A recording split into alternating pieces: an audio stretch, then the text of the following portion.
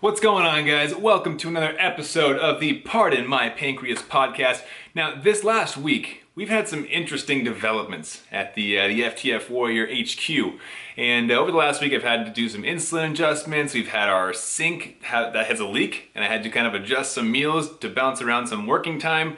Man, it's been an interesting week, to say the least. But today I want to talk to you guys about how I identify blood sugar patterns, and then how I can look ahead or look back to determine what needs to happen to smooth those blood sugars out. So without any further ado, let's get into our theme song.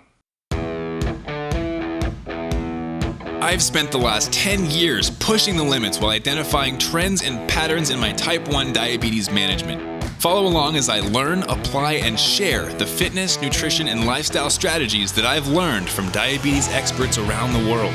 The real question is, how can we live fearlessly with diabetes while maintaining stable blood sugars? This podcast is here to give you the answer. My name is Matt Vandervecht, and with my co-host Ali Abdul Karim, we welcome you to Pardon My Pancreas. Alright guys, so back in the day, right, when I was early in my diagnosis of type 1 diabetes, I not only did not take care of my diabetes very well, but I used to lie to my endo. That shouldn't come as a surprise to a lot of you, as I'm sure you've had a similar situation. At least I hope I'm not the only one. But I would go to my endocrinologist appointments, right, once every 3 months or 4 months, whatever it ended up being, and they'd say the famous, where is your blood sugar meter? We need to download it, we need to go over your charts, go over your numbers, and as many of you know, that is a very difficult and somewhat embarrassing time as we go to our endocrinologist and they look over our numbers right in front of us and go, hey, what happened here? And you gotta go, hey, I don't know, I'm trying my best, right? And they're like, why were you 300 on Thursday night, April the 27th? And you're like, I have no idea. That was so long ago.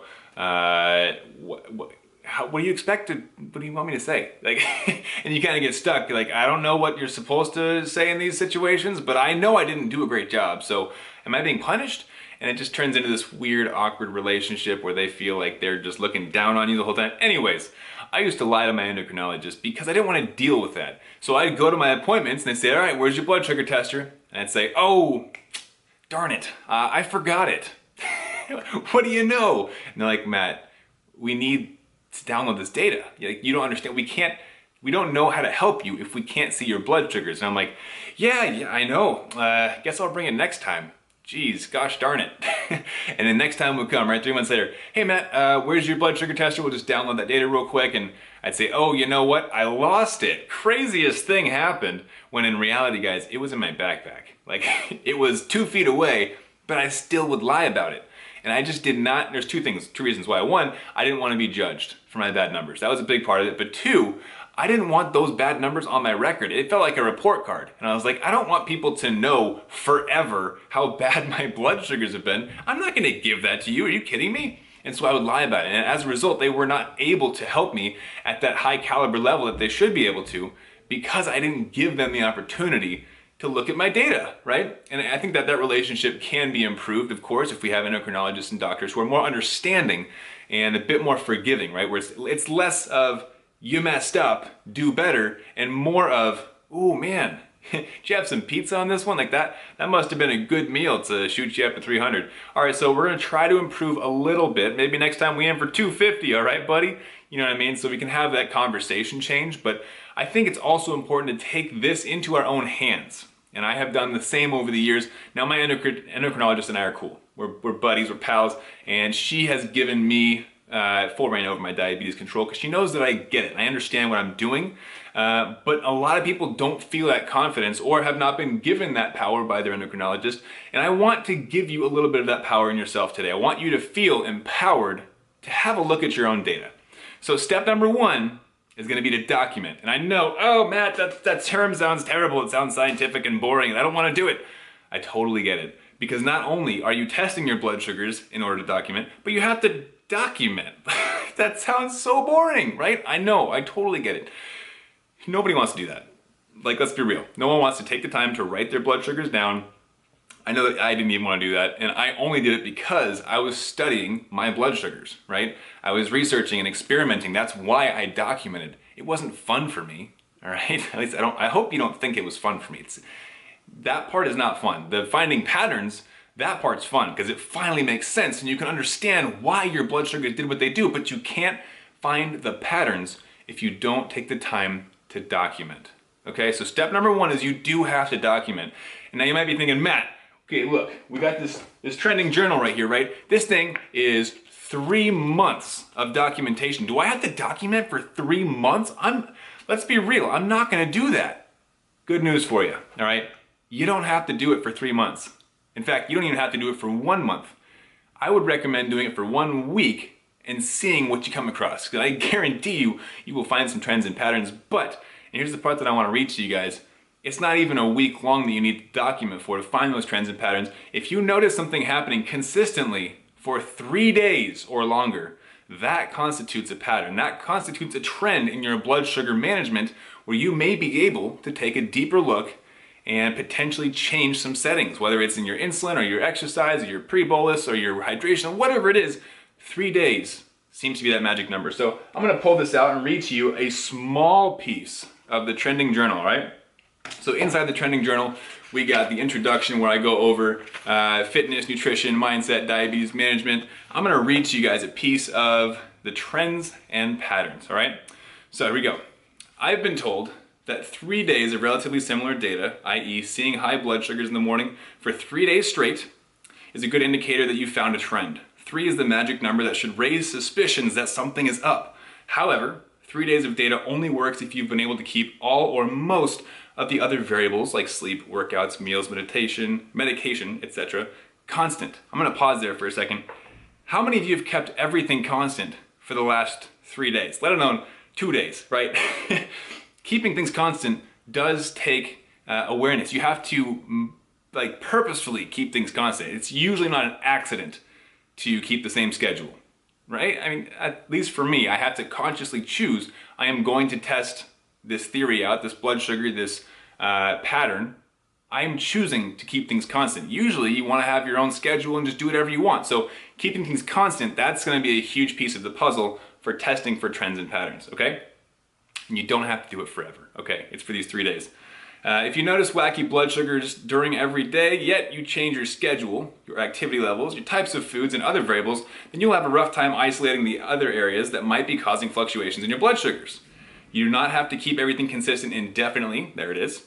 However, during any testing phases, collecting data to test fasting blood sugar, basal insulin needs, bolus insulin needs, hormone levels, insulin sensitivity levels, etc., it is necessary to limit any variables that are in our control. For example, you know what, I'll stop there. You guys can read it. I know you have this journal. But you see that the 3 days, 3 is the magical number here. If you notice, you're waking up every morning 3 days in a row with high blood sugar, there's a pattern, right? There's something going on. You might need to make an adjustment to your insulin or to your exercise or stop snacking in the middle of the night when you wake up hungry without insulin, right? There's always a reason for these things. Sometimes they're a lot less obvious, right? Like Down phenomenon, a change in the body's hormones or liver dumping glucose. There's different things that go on behind the scenes that can make it more difficult for you to identify them. But for the most part, there's usually one or two small tweaks that you can make to help avoid these things from happening in the first place and prevent them, right? So, and by the way, if you don't have the trending journal already, go grab that at trendinghealthjournal.com. It is one of the most valuable tools that I have been able to use and give to the diabetic community.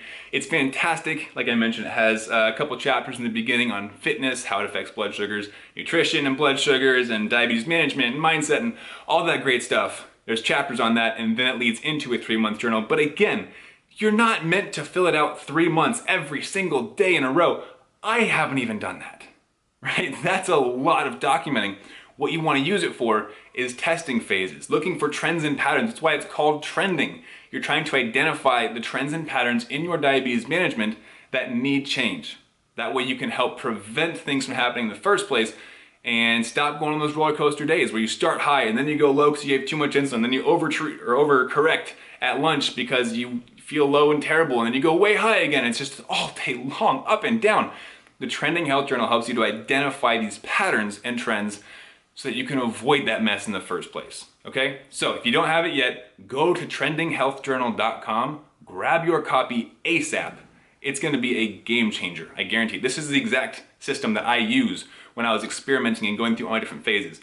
But anyways, What we're looking for here is to start documenting, but realize you don't have to document for 3 months straight. The very least though, it should be 3 days to look for those trends and patterns. Am I going high at certain times of the day? Am I going low certain times of the day?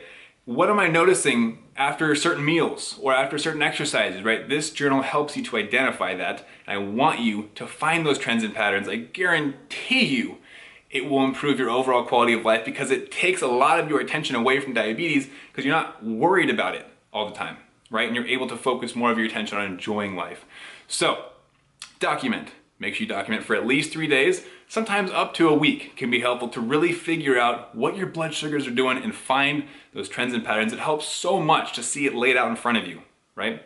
And once you are able to find those trends and patterns, that is where you loop in your doctors, your endocrinologists, or if you're like me and you've been given the reins because they trust you, that is where you make those changes. Make the necessary changes to adjust your insulin, to adjust your pre-bolus, to adjust your diet, your exercise, whatever it is, and then you fine tune from that point on. And diabetes becomes a heck of a lot less effort, a lot less time being devoted to it, and all that time and effort can go then to enjoying life, pursuing your dreams, and being happy, right? And that's what I'm after. I hope you guys are too. That sounds like a great life to me. So, I wanted to keep this episode short, but essentially, that's what I use to identify my own trends and patterns. I actually, at the beginning of this whole quarantine thing, I had to increase my overall insulin, my basal insulin, by about 18%. And the reason I know it's 18% is because I used the journal and I did the math out, and now my blood sugars are coasting stable. I think I've been in range, I don't even know how long I've been, but like, it gets so much easier. I just want you guys to realize that you don't have to struggle as much as you are when you understand why your blood sugars are doing what they're doing, okay? So, if you don't have it yet, I highly recommend going to grab that Trending Health Journal at trendinghealthjournal.com. And I hope you guys are staying active as well, but that's a whole nother podcast.